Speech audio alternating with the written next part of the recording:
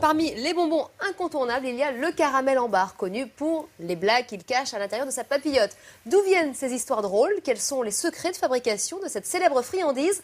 Comment l'utiliser en pâtisserie pour faire une délicieuse tarte pomme caramel? C'est un reportage qui colle aux dents, signé Emmanuel Robin. Que faites-vous? Je vais les retirer, là, parce que c'est pas possible. Oui, enlevez-les. Je souffre pour vous. Pourquoi c'est pénible de regarder du patinage artistique? Parce que le patin agace. Qu'elle nous fasse rire ou non, ces blagues sont devenues aussi célèbres que le bonbon au caramel lui-même. Qu'obtient-on en étirant le bout d'une vis? Un boulon? Boulon. C'est plus ça qui nous fait rire, c'est le fait que c'est un petit peu bébête, quoi, des fois. Les réponses sont pas toujours très subtiles, quoi. Mais bon, moi j'aime bien, j'ai les toujours.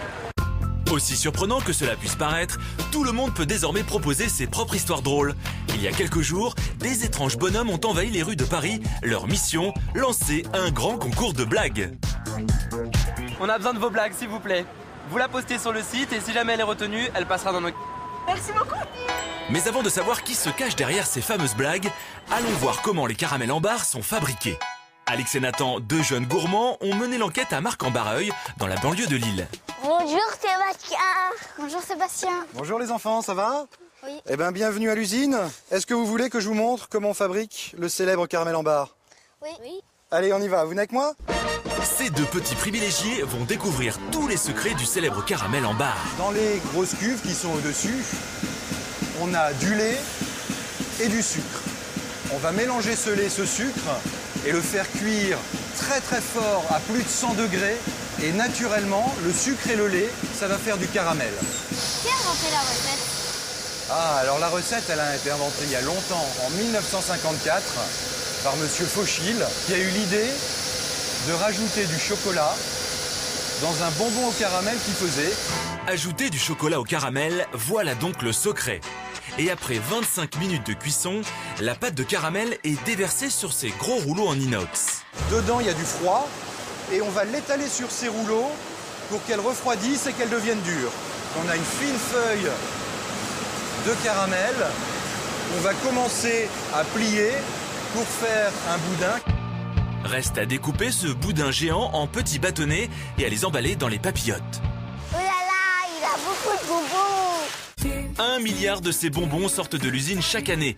Le best-seller reste l'original au caramel, mais aujourd'hui, il existe 38 parfums. Et toi, t'as pris quoi?